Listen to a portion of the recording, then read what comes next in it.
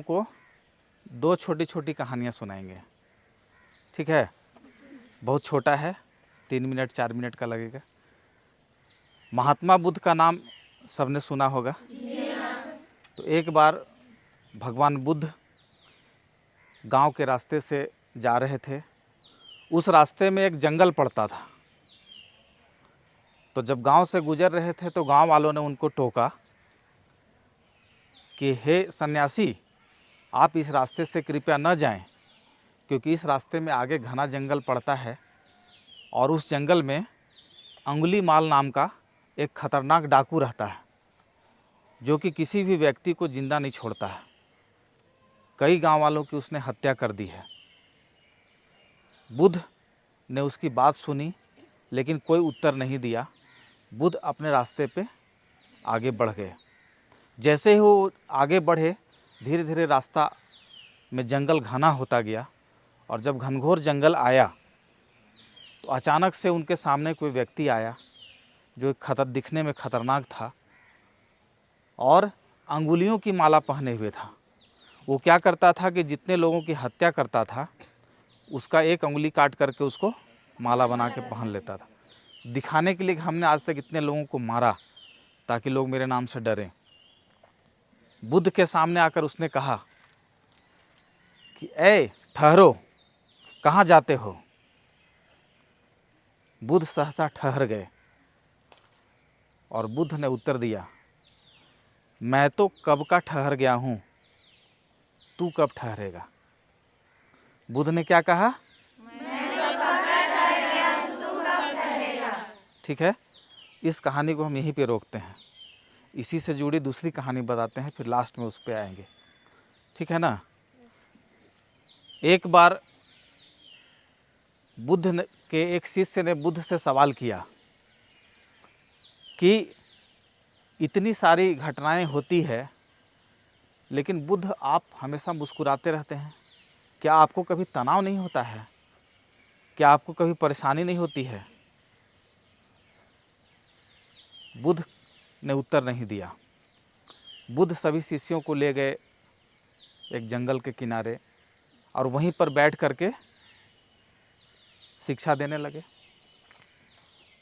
इसी बीच उसका जो सवाल था, उस शिष्य को उठा करके बोले कि ऐसा करो कि मुझे प्यास लगी है, आसपास में कहीं सरोवर होगा, तुम जाओ और कमंडल में मेरे लिए पीने का पानी ले आओ। जब वो शिष्य खोजते खोजते एक सरोवर के किनारे पहुंचता है तो वहाँ पे देखता है कि उस सरोवर में तो पानी है, लेकिन उसमें भैंस नहा रही है। तो पानी सब गंदा हो गया। उसने देखा, सोचा, कुछ देर ठहरा कि ये गंदा पानी तो बुद्ध पिएंगे नहीं। अगल बगल में और भी खोजा, कहीं मिला नहीं, वापस वो आ गया। दिन ढलने पर था, समय हो चुका था वापस आने का। बुद्ध ने कहा, क्या जल लाए हो?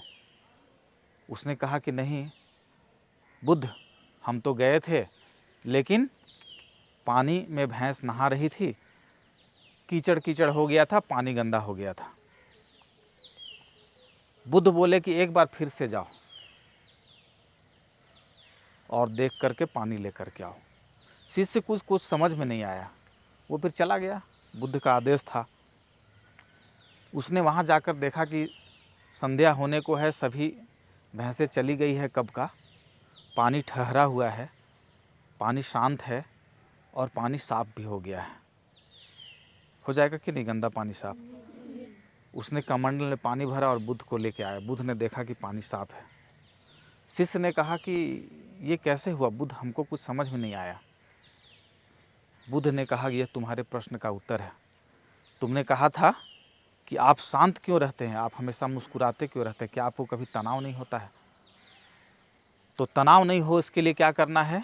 जो हमारे मन की गंदगियां हैं, उस कीचड़ स्वरूप जो गंदगियां हैं, उसको दूर करना है। और दूर करने के लिए कोई फिल्टर की आवश्यकता नहीं है, वो अपने दूर हो जाता है, केवल क्या करने से? शांत बैठने से। तो दोनों जो कहानियां हैं उसका यही उत्तर है। क्या उत्तर है? मन को शांत करना है। तो अब बताओ कि बुद्ध क्यों बोले थे कि मैं तो कब का ठहर गया हूँ, तुम कब ठहरोगे? मतलब बुद्ध का मन कब का ठहर गया है, कब का शांत हो गया है। बुद्ध शांत हो चुके हैं नहीं, लेकिन तू कब ठहरेगा? तेरा मन तो अशांत है, तुम दूसरे लोगों की हत्याएं कर रहा है। ठीक है, तो मन को शांत करने का प्रैक्टिस करना है। सुबह देखती है कुछ पढ़ती हो तो जल्दी याद होता होगा, क्यों? मन शांत रहता है, वातावरण शांत रहता है। तो मन को शांत करके बड़ी सारी उपलब्धियां हम लोग प्राप्त कर सकते हैं नहीं। स्वामी विवेकानंद का नाम तुम लोग सुनी होगी, है ना? राष्ट्रीय युवा दिवस हम लोग मनाते हैं 12 जनवरी को, उनके जन्मदिन पर। तो स्वामी विवेकानंद बोलते थे, अभी तक सुनी होगी, कि कुछ प्राप्त करने के लिए सीने में आग होना चाहिए और ये होना चाहिए। स्वामी विवेकानंद बोलते थे आग नहीं होना चाहिए, ठंडा होना चाहिए दिमाग। दिमाग जितना ठंडा होगा, जितना शांत होगा, सफलता उतनी बेहतरीन होगी नहीं। बहुत हम जोश में पढ़ेंगे कि नहीं आज हमको पूरा कर लेना है, होगा? याद नहीं होगा। मन जब शांत होगा तब याद होगा, है ना? इसलिए सीने में आग वाला जो है उसको थोड़ा सा बदल करके देखना। मन जितना शांत होगा, सफलता उतनी बेहतरीन होगी। स्वामी विवेकानंद ये भी बोलते हैं कि एक ही क्लास में पढ़ने वाले कई बच्चे का मार्क्स अलग अलग होता है। किसी का 60%, कोई फेल भी हो गया, किसी का 80, किसी का 90 नहीं।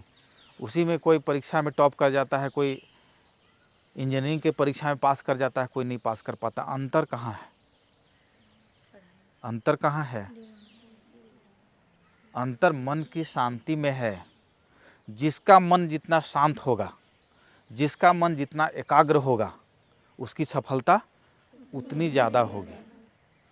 दुनिया में जितने सक्सेसफुल लोग हैं, तो कभी गौर करना उस पर, उनका मन बड़ा शांत होता है, मन बड़ा एकाग्र होता है ना?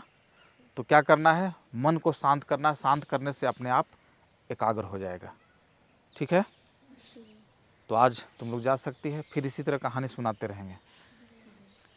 ठीक, थैंक यू सबको।